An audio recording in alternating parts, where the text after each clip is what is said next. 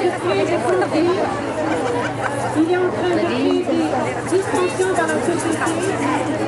Il faut souligner très fort notre indignation aujourd'hui.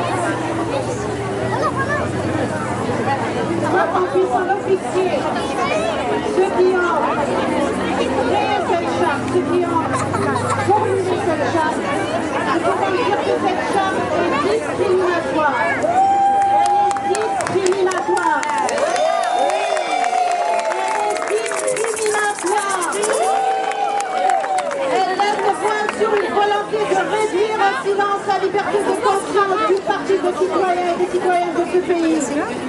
Si cette charte voit le jour, elle va forcer des citoyens et particulièrement des femmes à choisir entre ce qu'elles sont et ce qu'elles peuvent offrir comme compétences à notre société.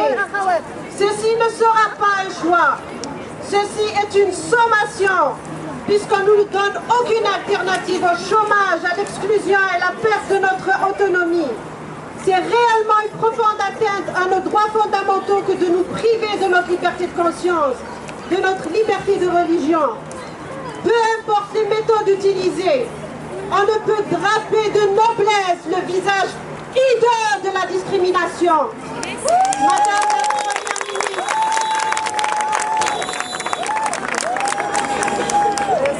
Madame la Première ministre, messieurs et mesdames les ministres, sachez que nous sommes déterminés à faire respecter nos droits, nos choix et notre liberté d'expression. Vous avez devant vous des femmes de caractère, de conviction et de principe. Vous avez devant vous les fières femmes libres du Québec d'aujourd'hui.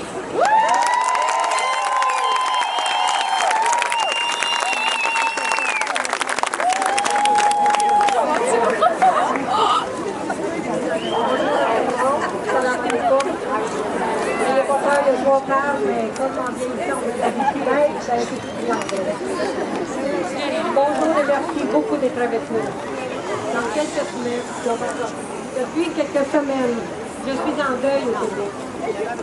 Je voudrais débuter par un extrait tiré du livre Voyage au cœur de soi de la Fondation mondiale de la paix. Je voudrais débuter. Apprends à ne plus donner de pouvoir à la haine, car celle-ci engendre des germes malsains qui se multiplient et se propagent. Pourquoi ne pas faire fructifier l'amour à sa place? Sans défaillir, combat tes noirceurs et purifie ton âme. Ainsi tu verras poindre les couleurs de la paix. Ça vient de la Fondation mondiale pour la paix. Alors j'ai jugé bon d'en parler aujourd'hui. Le gouvernement du Parti québécois est élu à peine depuis 13 mois et déjà on sent un vent de division parmi les gens du Québec. Notre Québec. Est-ce pour donner force à ce vieux dicton qui fait surface, diviser pour régner? Entretenir la haine et l'injure ne nous mènera nulle part, sinon que le Québec ne sera plus jamais le même. Monsieur Drainville, vous soutenez le fait que des femmes voilées aient été agressées, soit des cas isolés. Bien, je maintiens que ce sont plutôt des cas répétés, et je suis parmi les rares. Aussi, n'avons-nous pas assez de problèmes urgents, tels la violence fait rage un peu partout sur la planète, intimidation, conduite dangereuse sous l'effet de l'alcool et des drogues. Nos élus sont sous des commissions d'enquête, endettement des jeunes parents, surtaxation de nos commissions scolaires. Hausse répétée de l'électricité, forte hausse de l'itinérance chez les femmes. Nos aînés sont laissés seuls dans les centres. Les longues heures d'attente dans nos hôpitaux, la super sexualisation chez nos jeunes, l'avortement qui élimine, selon les statistiques, quelques 30 000 petits Québécois à naître, l'euthanasie, le suicide et j'en passe. Et vous allez me dire que le voile est un gros problème au Québec? Bien entendu.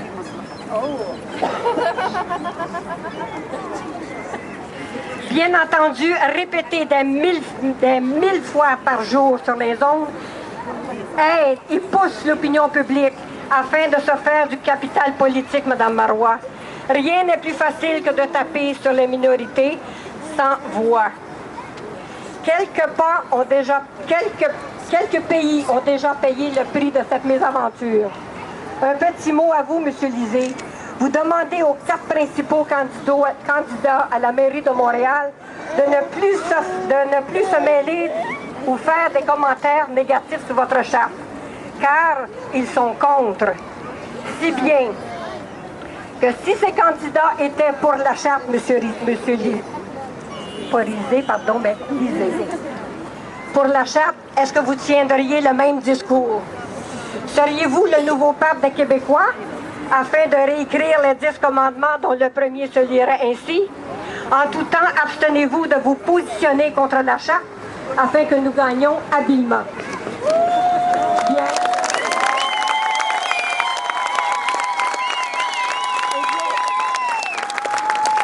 Eh bien, moi, j'écrirai le 10e commandement. Contre la charte discriminatoire, nous nous engageons consciemment.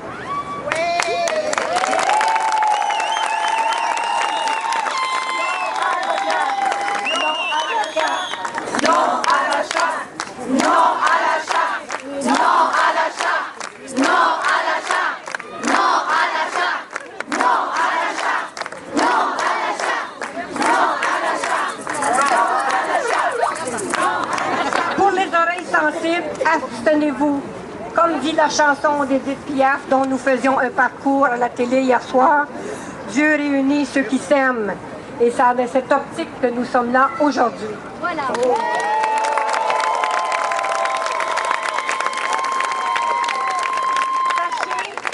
Sachez que si l'homme a souvent incarné la guerre, la femme a toujours incarné la résistance.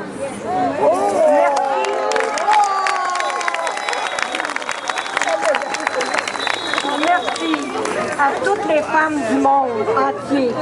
Paix sur vous, paix sur nous. Et permettez-moi d'ajouter que mardi sera pour nous une grande fête pour les musulmans. Et je profite de l'occasion pour vous souhaiter une bonne.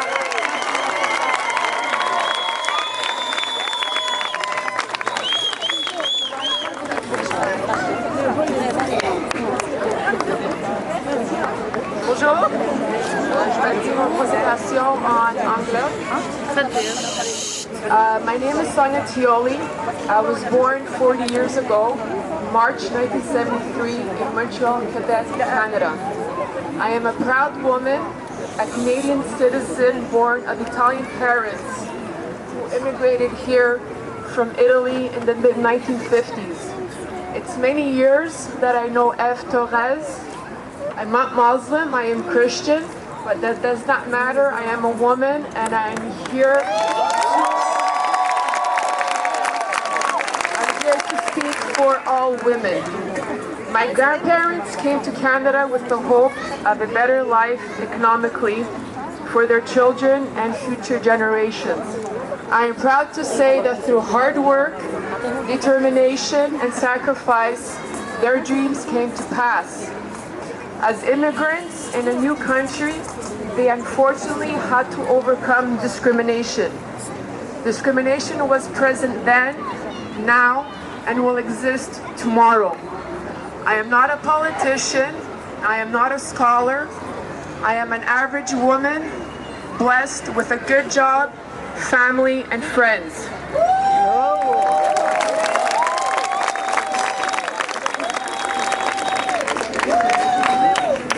I am an average person who knows the difference between right and wrong. I know that some aspects of the proposed Quebec Charter values is discriminatory and therefore wrong.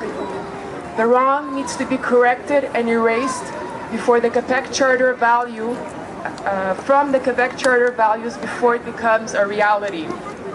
A proposed ban of wearing of ostentatious clothing or other items of religious symbolism by public service workers as something that defends women's rights. False.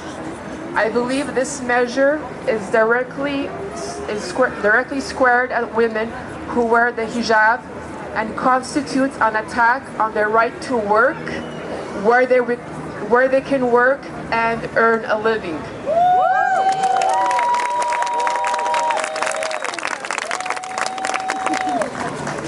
If the separatist government wants to protect women's rights, then to not impose laws that will restrict a woman's choice to wear a headscarf or not.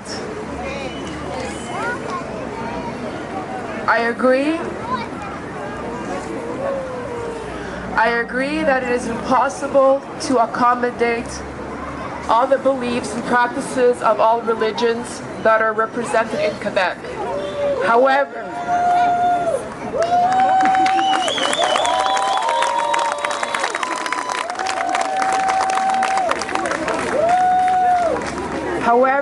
as a society in a democratic and socialist country, finding a personal balance between religion and state is a continuous process, and when this process is interrupted, then social equality is being threatened.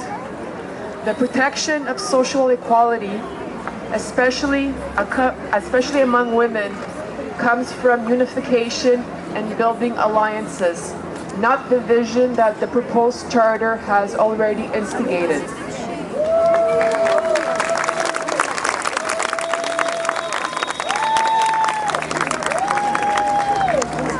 I once thought that a woman who wears the hijab is being controlled and oppressed by their family and husbands.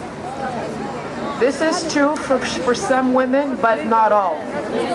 When I met Eve, it was through dialogue and education I understood that it was her religious choice to wear a headscarf.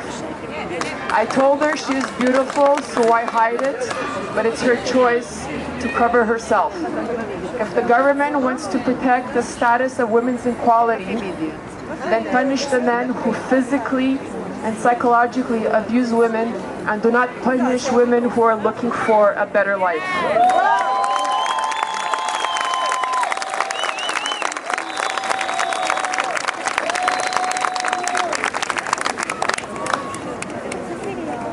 Bonjour.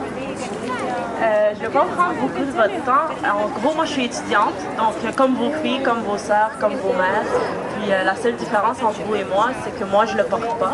Mais sinon, on est toutes autant québécoises les unes que les autres. Je veux dire, vous allez à l'école, vous travaillez, vous contribuez à la société québécoise. Donc je vois pas en quel nom on va venir vous enlever votre droit à votre culte, votre droit à la différence. Parce que dans le fond, la neutralité de l'État, c'est un état d'esprit. C'est pas un habit. L'habit, comme je l'ai dit précédemment, ne fait pas le moine.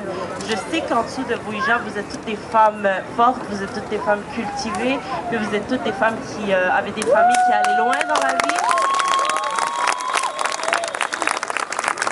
Puis, pour cette raison, je pense que c'est normal et ça va de soi qu'on s'oppose à un projet discriminatoire comme la charte du gouvernement marois.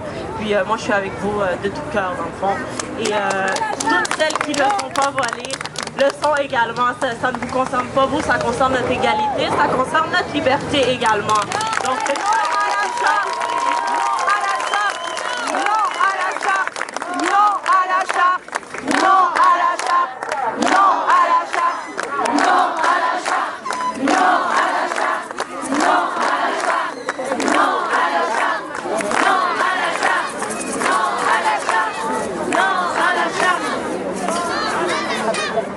la parole est au peuple et le peuple vaincra. Ils ne viendront pas nous dire si vous n'avez pas du pain à manger, on va vous donner des biscuits comme Marie-Antoinette. Et vous savez qu'est-ce qui est arrivé à Marie-Antoinette?